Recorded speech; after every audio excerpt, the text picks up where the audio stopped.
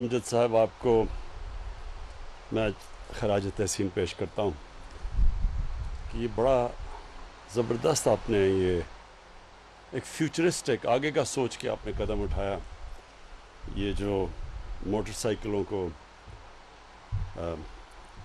Electric बनाने का फ़ैसला किया, और मैं अपनी टीम को, हमाद अज़हर आपको और आपको भी खुसरो बख्तियार, क्योंकि आपने ही वो आगे डेवलप की जो हमारी ईवी पॉलिसी थी, और उसके तहत फिर एक पूरा एक आगे फ्यूचर का प्लान दे दिया आपने सबको कि आगे डायरेक्शन क्या है गवर्नमेंट का।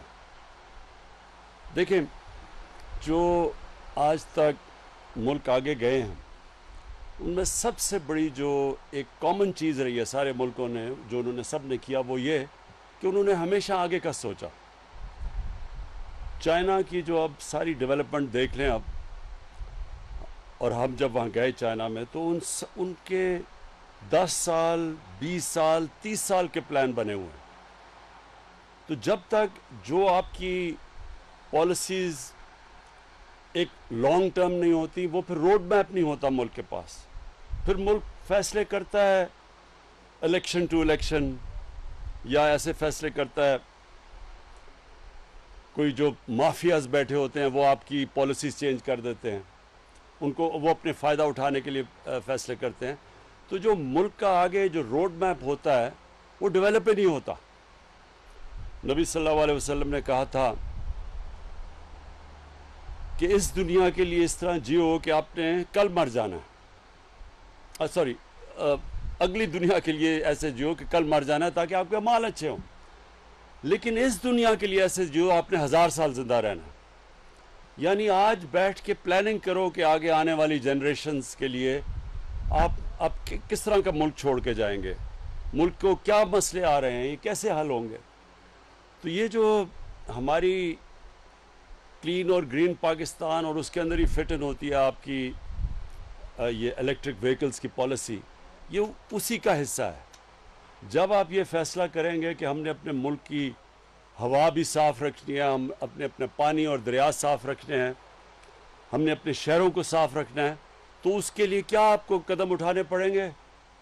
जिस तरह हमने अब 10 बिलियन ट्री सुनामी दरख्त उगाने पड़ेंगे मुल्कों में। पाकिस्तान बदकिस्मती से वो मुल्क है जिसमें सबसे कम ट्री कवर है, दरख्तों का जो हमारे इस मुल्क में जंगलात हैं वो सबसे कम है, हिंदुस्तान के हमारे से ज़्यादा है। और जो अंग्रेज़ जंगलात छोड़ के गया था वो भी हमने कम कर दिए, उनको भी तबाह कर दिया। तो एक तो हम ये दरख्त उगा रहे हैं, फिर नेशनल पार्क्स अपने इलाके बचा रहे हैं, क्योंकि आबादी तेज़ी से बढ़ रही है, तो जो हरे इलाके हैं वो बचा रहे हैं। शहरों के अंदर अब मास्टर प्लान्स बना रहे हैं शहरों के, ताकि शहरों का हम रोक सकें शहरों को फैलते हुए। ये तकरीबन इस्लामाबाद हमारे देखते देखते मरी तक पहुंच गया है। इस इस्लामाबाद ने पिछले 20 सालों में 1.5 गुना ज़्यादा बढ़ चुका है, ग्रीन कवर कम हो गया, क्योंकि कोई प्लानिंग नहीं है। तो अब से हमने सारे शहरों के मास्टर प्लान्स बना रहे हैं, कईयों के कंप्लीट होने वाले हैं 6 महीने तक, ताकि हम शहरों को फिर प्लान कर सकें कि इनका पानी का सप्लाई किधर होगा, गंदगी से हमने क्या करना है, कैसे हमने ट्रीटमेंट प्लांट्स लगाने हैं। मसलन इस्लामाबाद के चश्मे थे, सारा सीवरेज बन चुका है, वहाँ नाले बन चुके हैं, क्योंकि इनके ऊपर किसी ने सोचा नहीं ट्रीटमेंट प्लांट्स पर लगाने का। रिसाइकलिंग, पानी को कैसे बचाना है, पानी के आगे प्रॉब्लम्स हैं।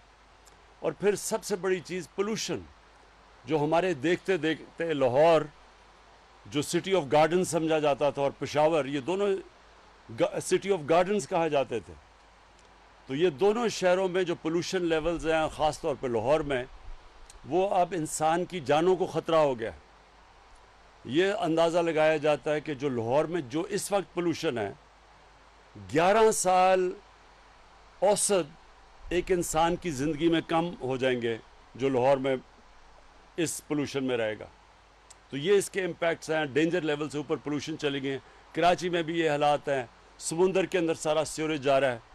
तो ये इसके ऊपर क्योंकि कोई लॉन्ग टर्म प्लानिंग नहीं है, तो वो प्लानिंग अब पहली दफ़ा हम पाकिस्तान में कर रहे हैं। اور اس کا حصہ ہے پھر سے میں کہوں کہ یہ جو الیکٹرک وہیکلز ہیں یہ اب آگے ہمیں اپنے شہروں کو پولوشن سے بچانے کے لیے ہمیں اب شہروں کے اندر الیکٹرک بسز لانی پڑیں گی, گاڑیاں لانی پڑیں گی, موٹر سائیکل, سب سے زیادہ موٹر سائیکلز کیونکہ اس میں زیادہ استعمال ہوتا ہے, زیادہ ان کی انٹینسٹی زیادہ ہوتی ہے. تو یہ بڑا اچھا پازیٹیو سٹیپ ہے.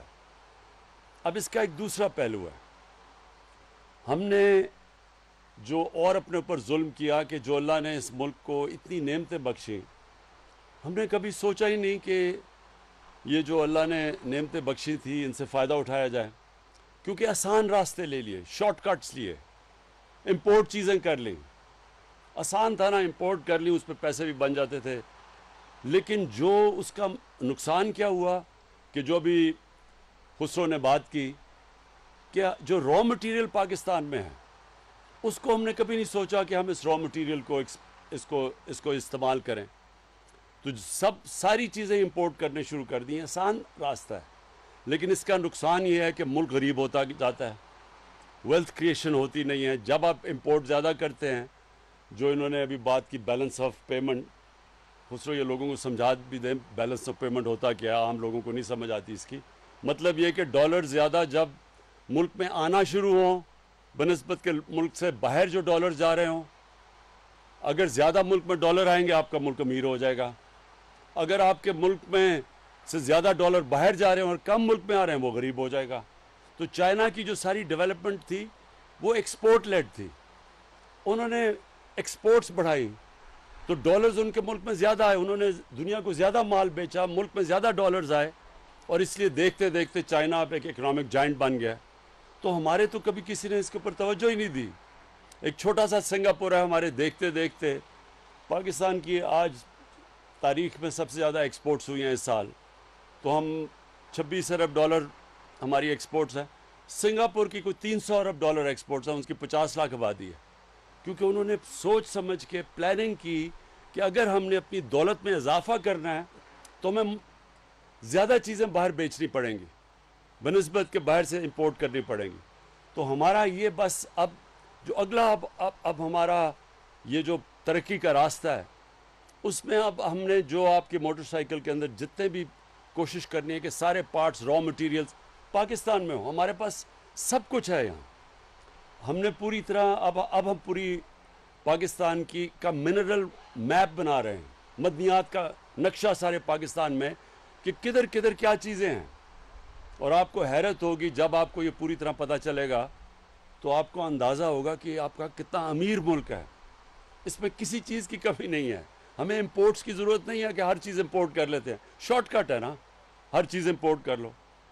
تو یہ نہیں سوچتے کہ وہ تھوڑے سے لوگوں کو تو فائدہ ہوتا ہے جو امپورٹرز ہیں, لیکن ملک کے لیے تو وہ نقصان ہے کیونکہ آپ کے ڈالر زیادہ باہر جا رہے ہیں. جب زیادہ یہ بھی میں سمجھا دوں, جب آپ کے زیادہ ڈالرز باہر جاتے ہیں اور کم اندر آتے ہیں ملک کے تو روپے کے اوپر زور پڑتا ہے. جب ڈالر کم ہوتا ہے تو روپے کی قیمت گر جاتی ہے, ڈالر اوپر چلا جاتا ہے, ڈی ویلیویشن جس کو کہتے ہیں.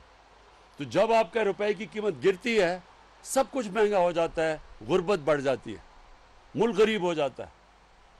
تو ہمیں اس لیے سارا اپنا جو سوچ ہے وہ بدلنی ہے, ایک نیا روڈ میپ پاکستان کو دینا ہے جس نے آگے کا سوچنا ہے, جس نے سب سے پہلے اپنے آنے والی نسلوں کا سوچنا ہے. یہ جو ماحولیات ہے, ہماری انوائرمنٹ ہے, یہ جو گلوبل وارمنگ ہے, یہ جو پاکستان کو متاثر کرتی ہے, پہلی دفعہ اس پیمانے پہ پاکستان جو سٹیپس لے رہا ہے وہ انٹرنیشنلی اکنالجڈ ہیں. مجھے اس کا بڑا فخر ہے کہ دنیا مانتی ہے کہ پاکستان لیڈ ان چند ملکوں میں سے جو لیڈ کر رہا ہے انوائرمنٹ کے اندر, گلوبل وارمنگ کے جو خلاف کیمپین ہے اس کے.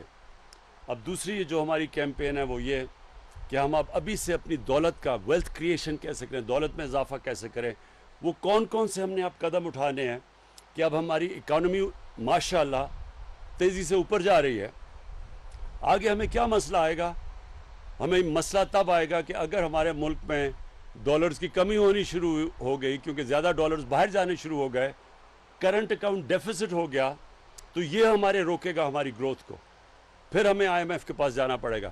لہٰذا ابھی سے ہم وہ سب قدم اٹھا رہے ہیں کہ ہمارے ملک میں ڈالرز کی کمی نہ ہو تاکہ ملک میں ہماری گروتھ ریٹ افیکٹ نہ ہو. اور اس کے لیے ہر وہ چیز کرنی ہے ہم نے جو چیز ہم پاکستان میں بنا سکتے ہیں وہ کریں، جو را مٹیریل پاکستان میں جو اویلیبل ہے اس کو استعمال کریں، اور ساری انویسٹمنٹ اس طرح کریں کہ پاکستان سے ہم چیزیں ایکسپورٹ کر سکیں. انڈسٹری بھی، انویسٹمنٹ بھی جو باہر سے پاکستان میں آئے، اس کا مقصد یہ ہو کہ پاکستان سے باہر کتنی چیزیں ایکسپورٹ کر سکتی ہے وہ. اور یہ ہمارا دوسرا ہے.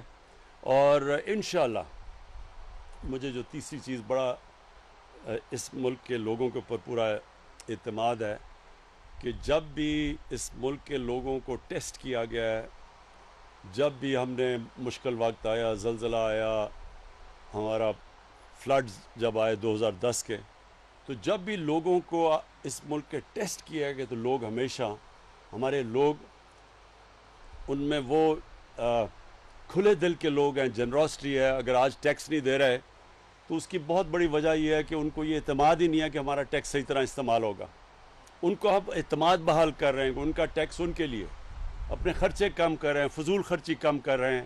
یہ جو پروٹوکول کے اوپر ہم پیسے خرچ کرتے ہیں، اپنے سے شروع کر رہے ہیں نا، اپنی مثال سے. وہ پروٹوکول کے پیسے ہم پورا بچا رہے ہیں. اپنے پرائم منسٹر ہاؤس اور پرائم منسٹر سیکریٹریٹ صرف 3 سال میں 108 ارب روپیہ 108 کروڑ روپیہ ہم نے ان 2 ہاؤسز کا کم کیا ہے. اور جو باہر کی ٹریول ہے اس سے پیسہ بچا رہے ہیں، صرف اپنے ٹیکس پیئر کو یہ بتانے کے لیے کہ آپ کے ٹیکس کی ہم قدر کرتے ہیں. ہم آپ کا ٹیکس آپ کے اوپر خرچ کریں گے بنسبت اپنے اوپر خرچ کرنے کے لیے. تو جیسے جیسے ان کا یہ اعتماد بحال ہوتا جائے گا، انشاءاللہ ہماری ٹیکس کلیکشن بڑھتی جائے گی، ملک کی دولت میں اضافہ ہوتا جائے گا، ملک اپنے پیر پہ کھڑا ہو جائے گا. یہ جو ہمارے ذہن میں ایک غلامی آئی ہوئی ہے کہ جب تک ایڈ نہیں آتی، باہر سے امداد نہیں آتی یا قرضے نہیں آتے، ملک نہیں چلے گا. ملک کا پرائم منسٹر باہر جاتا ہے تو پہلی چیز پوچھتے ہیں جی کتنے پیسے لے کے آئے، کتنی جی امداد ملی. کامیاب دورہ کیا ہوگا کہ پیسے لے کے آ گئے، بھیک مانگ کے کسی سے پیسے لے کے آ گئے. جب تک یہ ذہنی غلامی سے نہیں ہم نکلیں گے، جب تک انسان اپنے پیر پہ نہیں کھڑا ہوتا، اس کو پتہ ہی نہیں چلتا کہ اس کے اندر اللہ نے کتنی طاقت دی ہے. جب تک وہ وساکیوں سے چلتا ہے، وہ کبھی اس کے اندر زور نہیں آتا. تو وہ پاکستان اب تیسرے راستے پہ نکل گیا اپنے پیر پہ کھڑے ہونے کے لیے. اور انشاءاللہ آپ دیکھیں گے دنوں میں کہ یہ ایک مہینوں میں، سالوں میں، کہ یہ کتنا بڑا عظیم ملک بنے گا.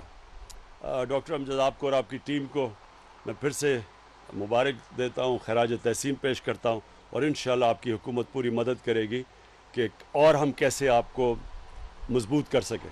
شکریہ. وزیر اعظم عمران خان خطاب کر رہے تھے. انہوں نے کہا تمام ملکوں کی ترقی کا راز یہ ہوتا ہے کہ وہ ہمیشہ مستقبل کی سوچ رکھتے ہیں. تمام شہروں کے ماسٹر پلان بنا رہے ہیں. الیکٹریکل وہیکل پالیسی کے تحت ملک میں روزگار کے مواقع پیدا ہوں گے. پاکستان کی برآمدات میں تاریخی اضافہ ہوا ہے.